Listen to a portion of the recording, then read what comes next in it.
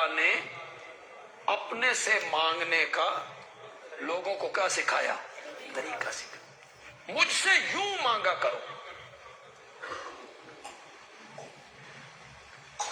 فاتحہ میں سب نے مانگنا ہے، ایک چیز مانگنی ہے سورت فاتحہ میں سب نے، جس مسلک سے بھی تعلق ہے، مرد ہے عورت ہے، سب نے رب سے ایک چیز مانگنی ہے، اہدنا الصراط المستقیم۔ یہ سوال ہے ہمارا فاتحہ میں، یہ درخواست ہے ہماری، ہر بندے نے درخواست کرنی ہے، ہر رکعت میں درخواست کرنی ہے۔ اللہ نے طریقہ سکھایا مجھ سے کیسے مانگنا ہے۔ اللہ کہتے ہیں منگن دا کوئی طریقہ نہیں کہ میرے دربار میں آؤ ہاتھ اٹھاؤ یا اللہ مجھے بیٹا دے دے، یہ مانگنے کا طریقہ کوئی نہیں۔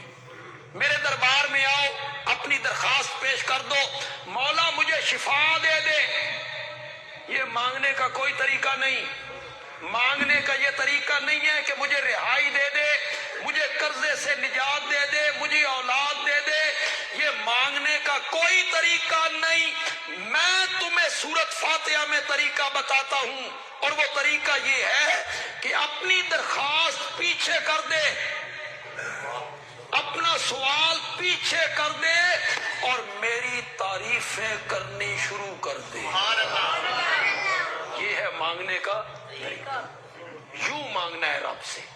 اس سورت کا نام کیا ہے؟ تعلیم المسل، ایسی سورت جس میں رب نے اپنے سے مانگنے کا طریقہ۔ واہ میرے اللہ، جس کو منگیا جائے جیڈا بھی امیر ہوئے، سرمایہ دار ہوئے، زمیندار ہوئے، جس سے مانگا جائے وہ تنگ پوندا۔ تو عجیب شخصیت ہے میرے مولا، تو منگن دے طریقے بھی سکھا رہے۔ اینج منگیا کرو میرے کو، پہلے میری تعریفیں کرو، میری تعریفیں کرو،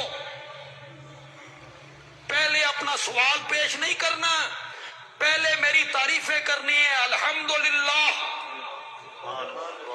رب العالمین الرحمن الرحیم، تمام صفتیں، خوبیاں، کمال، اوصاف للہ، اس کے لیے ساری صفتیں اللہ کے لیے۔ جو انبیاء میں صفتیں پائی جاتی ہیں نا، وہ صفتیں انبیاء میں رکھنے والا بھی کون ہے؟ جو کاریگر میں صفت پائی جاتی ہے نا، اس میں وہ صفت رکھنے والا کون ہے؟ اللہ۔ جو کاتب میں صفت پائی جاتی ہے نا، اس میں وہ صفت رکھنے والا کون ہے؟ اللہ۔ جو قاری میں صفت پائی جاتی ہے نا، اس میں صفت رکھنے والا کون ہے؟ اللہ۔ جو خطیب میں صفت پائی جاتی ہے نا، اس میں رکھنے والا کون ہے؟ اللہ۔ تو پھر ساری صفتیں کس کی ہوئی؟ جب ساری صفتیں ان میں رکھنے والا بھی اللہ ہے تو شروع ہو گیا نمازی الحمدللہ، تمام صفتیں، خوبیاں، کمال، اوصاف للہ رب العالمین، جو سارے جہانوں کا پالن ہار ہے۔ پتہ نہیں کتنے جہان، یہ ایک جہان میں ہم رہ رہے ہیں، اس طرح کے پتہ نہیں کتنے جہان ہیں جن کی پرورش اور تربیت وہی کرتا ہے۔ رب نشو و نما دینا، اردو میں آپ ایک لفظ بولتے ہیں پروان چڑھانا، تربیت کرنا، یہ رب کے معنی میں کر رہا ہوں۔ عام معنی کیا؟ پالنے والا۔ تو میں نے کہ یہ پالنے والے کے علاوہ تربیت کرنے والا، پروان چڑھانے والا، نشو و نما دینے والا۔ پہلے ایک کوپل ہے، سکہ، پھر وہ بڑھتا گیا، پھر تنا بنتا گیا، پھر ٹہنیاں لگتی گئیں، پھر پھول لگتے گئے۔ یہ پروان چڑھانا، بڑھانا، آہستہ آہستہ ہر چیز کو بڑھانا، اس کی ضروریات کا خیال کرنا، ہر ایک کا روزی رساں، جنات ہیں، انسان ہیں، درندے ہیں، چرندے ہیں، پرندے ہیں، حشرات الارض ہیں، کیڑے ہیں، مکوڑے ہیں۔ صرف یہ جہان نہیں، سب جہانوں کا پالنے والا کون ہے؟ الرحمن، بڑا مہربان ہے، اور رحیم بڑا رحم کرنے والا۔ مہربان بھی بڑا ہے اور انتہائی رحم کرنے والا ہے۔ 70 بار اللہ اکبر، اللہ اکبر، توبہ کر پھر توڑ، پھر توبہ کر پھر توڑ، پھر توبہ کر پھر توڑ۔ خدا دی قسم سکے والد دی بھی توہین کیتی ہے ہی نا، تیسری دفعہ وہ تجھے معاف کرے گا نا، سکا والد بھی تانا دے گا، ضرورت پہنچتی ہے تے آ جانا، پھر وہی کرتوت کرتا ہے، پھر معافی مانگتا ہے، پھر معافی مانگتا ہے، پھر معافی مانگتا ہے۔